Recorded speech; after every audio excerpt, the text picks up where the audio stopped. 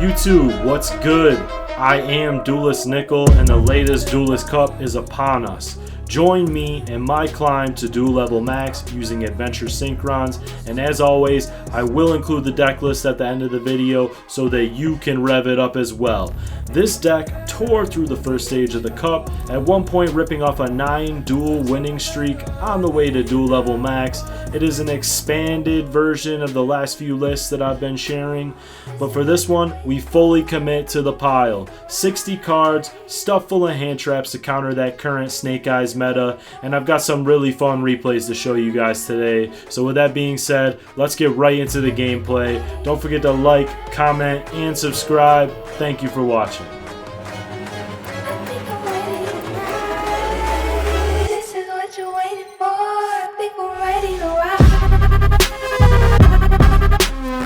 So for this first replay here, this was the 9th win in a row for this deck, and I'm not going to go into too much detail with my commentary on this one, as this was a mostly uninterrupted play and a great example for what your ideal combo is going to be going first if they do not resolve Max C against you.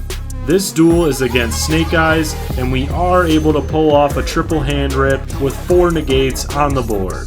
If you do want some more in-depth explanations for how to get through this combo, you can check out my last couple videos where I put together a combo guide for you and a Synchron deck profile with some replays from Master rank. I will link to those for you here and in the description.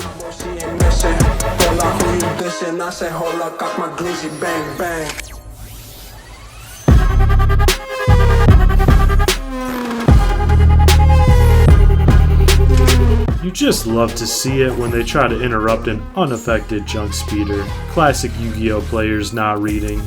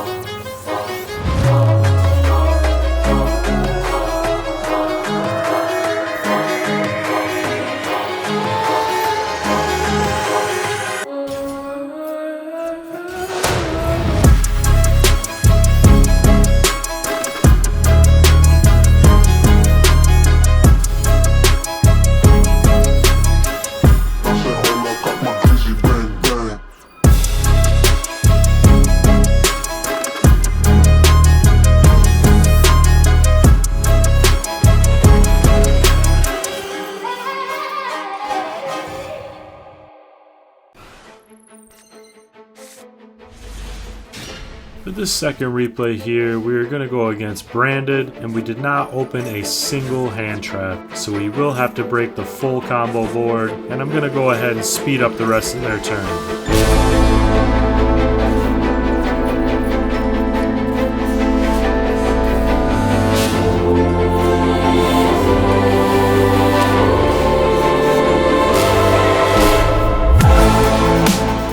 You can see that we have Speeder in hand with Trail and Synchro Overtake, so the goal is going to be to try to bait as many of their interactions as possible before playing those 2 cards. When they pop our Simple Spoils spell, we know that we have a draw effect in our graveyard for later. Next, we will special summon Assault Synchron, and if they didn't interact here, we would have gone into Ravenous Croc for an additional draw. Called by will stop their trap, and now we have successfully baited their Mirror Jade. Lastly, we know that they have a Mercurier in hand, so we need to bait that as well before we can safely resolve Speeder. To do that, we will use our Synchro Overtake and go into Excel Stardust Dragon, and we make sure not to use Jet's effect to chain block, as we are hoping they will use their negate on Excel Dragon, plus we already have a level 4 and will need to use Jet's effect to special summon itself from the graveyard later. And they do take the bait here, so now we can go into our junk speeder safely. We draw 1 and then send that card to the graveyard to special summon Jet, then we can normal summon Stardust Trail and activate Excel Dragon's effect to go into an unaffected junk speeder. I assumed their set card was a Super Poly because their screen was no longer lighting up once they discarded their McCourier, making their Super Poly a dead card. All that's left to do is break the rest of their board. We'll go into Croc for a draw, and then use Triple Tactics to steal their Mirror Jade so that we can tribute it to safely remove it without activating its board wipe effect. Then we'll set up the rest of our board with Crystal Wing, Baron to floor,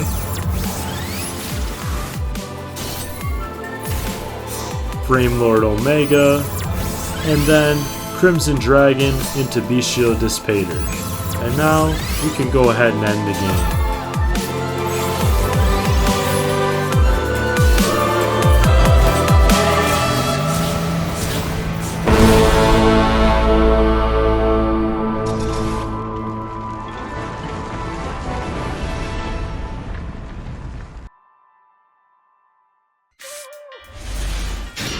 For this next replay, we are going second against Snake Eyes, and the only hand trap we've drawn is Nibiru. The effectiveness of Nibiru against Snake Eyes is largely reliant on your timing. Consider these things when using Nib. First is your toggle. You'll want to toggle off if you open Nib in hand as to not tip off your opponent that you have it once they hit their 5th summon. The next thing is their field spell, which will trigger to summon a back row monster when you use Nib, so if you can, it's better to hold off on using it until after they've cleared any back row monsters they have. Then, you'll want to consider Flameburge's effect to summon 2 after it's sent to grave. Ideally, you want to wait until after they trigger this themselves, or else you'll trigger it to build back their board when you summon Nib. Lastly, you need to consider their intentions. Many of these decks run Savage, Baron, or Apollo USA, so if you sense they're setting up one of these plays, you might have to use your Nib earlier than you want. This is why you must not tip off that you have it, otherwise they'll go out of their way to set up a negate early.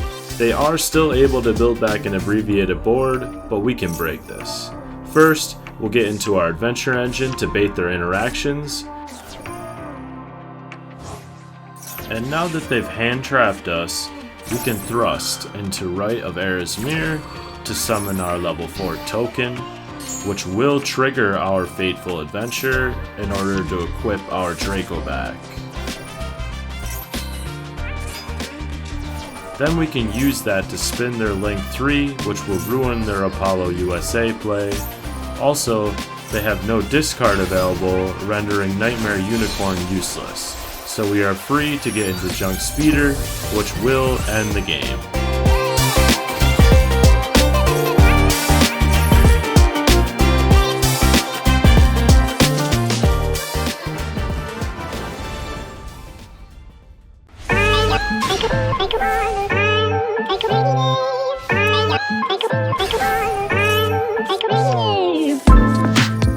Here's another replay going second against Snake Eyes. The best hand traps against them, besides Nib and Maxi, are Imperm and Veiler. The key card to stop is Snake Eyes Ash. However, even hitting this card isn't always going to stop them, but it will definitely slow them down. The reason I wanted to show you this replay is because it's a good example of how you can use this deck in the grind game. As you can see, I don't open any way into a tuner, so we'll have to use our off engines wisely to win this one. First, we'll summon Unicorn and Birth, as these cards are hard counters to Snake Eyes. Then, we'll get into our Adventure Engine. And now we can normal summon Reborn Tengu to trigger our Fateful Adventure to search for our Draco back. Snake Eyes Ash is a fantastic target for Called By, as it will be negated next turn, stopping many of their plays. I choose to rip Zeus from their extra deck, as I saw they could use a rank 1 Xyz play into Zeus, which would out our board. Next, we complete the setup of our Adventure Engine, and then we can target Flameburge, which is a great card to spin back to hand as it is relatively useless there. Now we go into battle phase to clean up the rest of their monsters.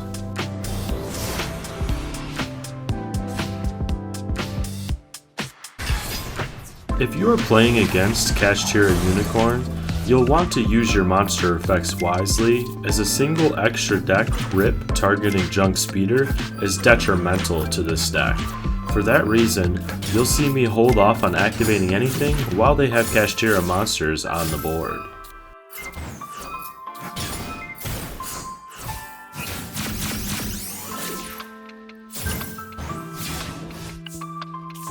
And now, we've held out just long enough to get into some synchro plays. They will trigger their princess to pop our Excel Synchro Dragon, but that will not stop it from bringing back Jet from grave. Don't make the mistake of targeting Unicorn with Called By to stop it from being summoned by birth. While it will be negated, it will still be summoned. Then, they're gonna scoop before we can get into Speeder.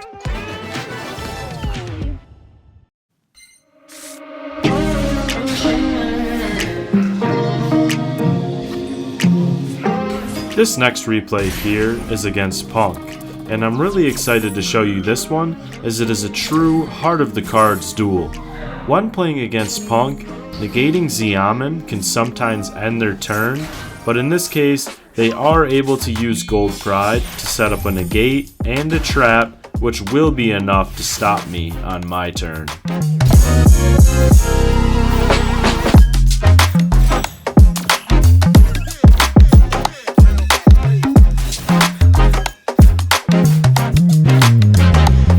They are able to avoid playing into my Nibiru here and instead set up a 4 material Zeus. So now we'll need to play through a double board wipe.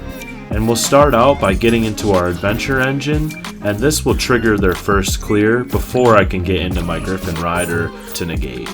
They're going to wipe my board again here before I can make any synchro plays. And things are now starting to look pretty dire for us, but we can hang on for one more turn. Then, suddenly, we top deck one of our best starters, and maybe we aren't dead after all. And now, down to our last opportunity, we must draw into a level 4 monster here. And in a true heart of the cards moment, we will Sakatama into our hand and are able to go into Junk Speeder. And then, just when you think we're in the clear, we get the rock dropped on us. So, if you're keeping track, that's the 3rd time that we've had our board wiped this game, but we can recover from this. We'll send Trail to the graveyard and then tribute Junk Servant to summon Stardust Synchron, and then trigger Trail's effect to summon itself. Then we can go into Excel Dragon, which will resummon a tuner and give us a token through Trail's effect. Then we'll activate Excel's effect to go into an unaffected Baron to floor, and now the tides have turned. We can summon our other level 1 tuner to go into Crimson Dragon, into Bestial Dissipator, and then we can resummon Stardust Synchron, which we'll use to go into Assault Charge Warrior and give us a draw. Then we'll attempt to take control of their Nibiru, which they will negate, and we'll save our negate in case they have anything in hand to stop us. We can pop their Nibiru and then end the game.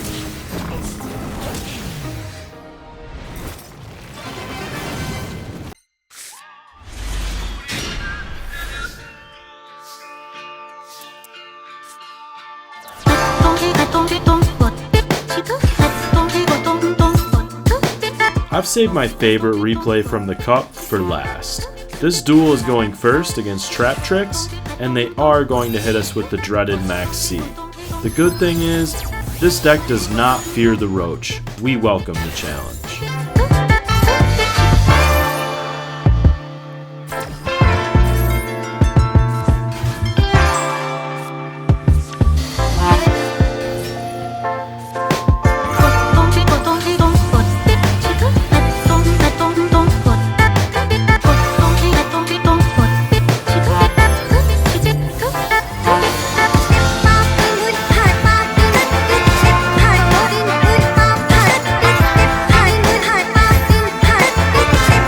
Admittedly, this does throw a bit of a wrench in our plans, but we will push through regardless.